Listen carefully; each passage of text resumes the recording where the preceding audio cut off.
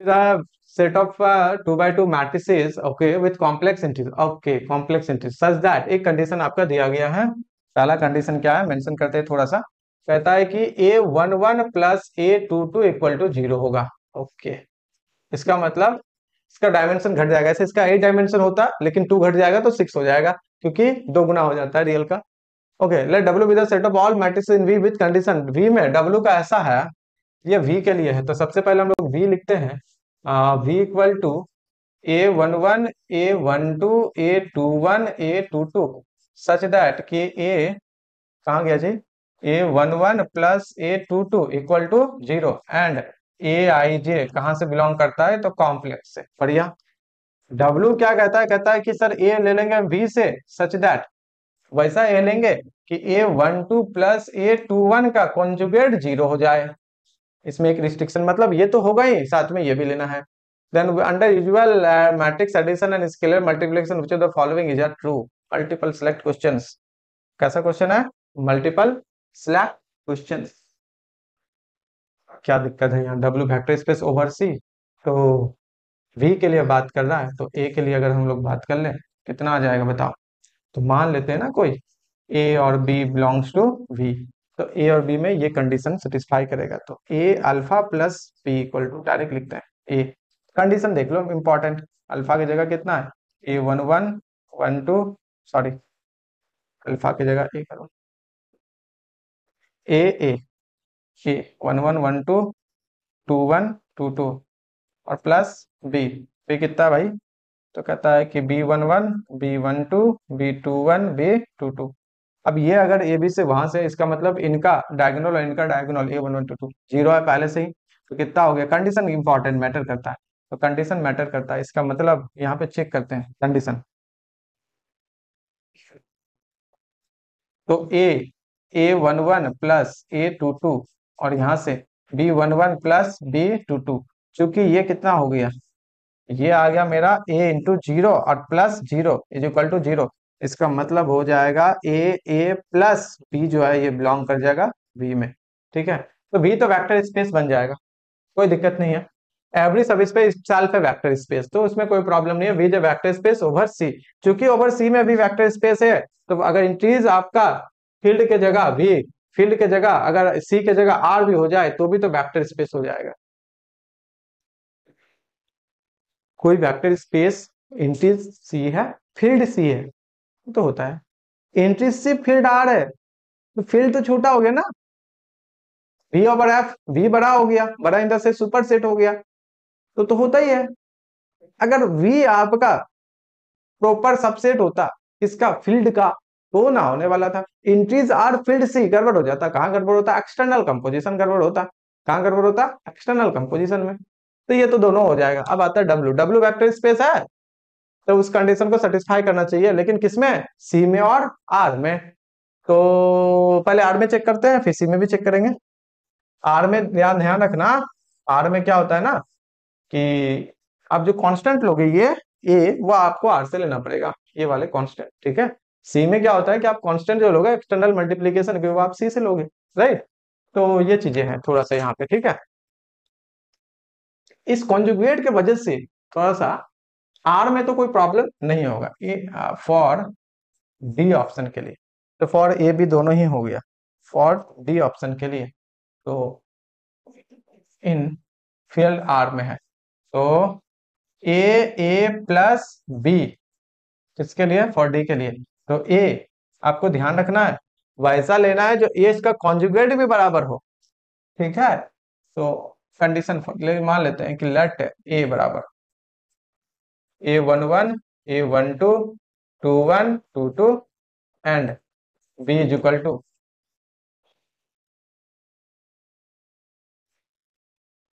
अब दिख रहा होगा आपको।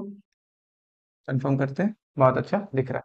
ठीक है तो अब मुझे बताओ सच दैट अगर ऐसा है तो कंडीशन तो यहाँ आएगा ही A11 A22 इक्वल टू 0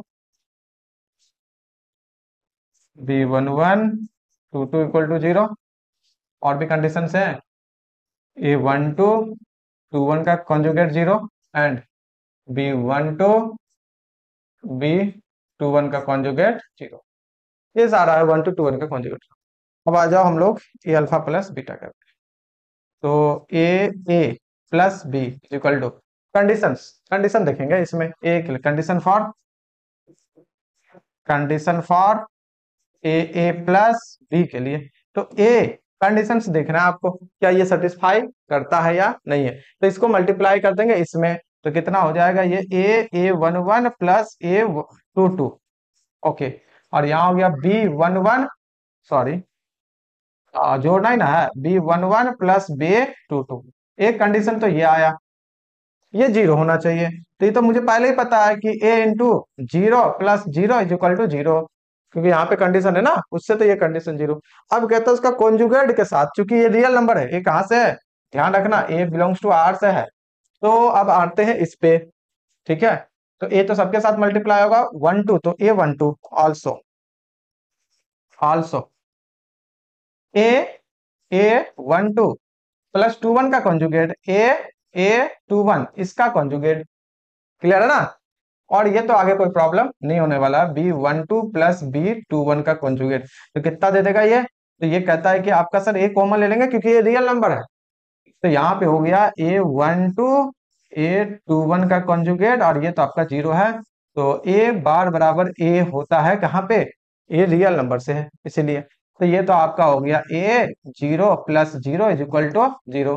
आपका कंडीशन सेटिस्फाई कर रहा है, इसका मतलब मेरा जो क्या कि W वेक्टर स्पेस हो जाएगा ओवर R, क्योंकि necessary and sufficient conditions sorry condition satisfy कर रहा है किसी भी सब स्पेस के लिए। तो यहाँ पे आपका वेक्टर स्पेस तो ये बनेगा, कोई डाउट्स इसमें नहीं है पूरे तरीके से, राइट।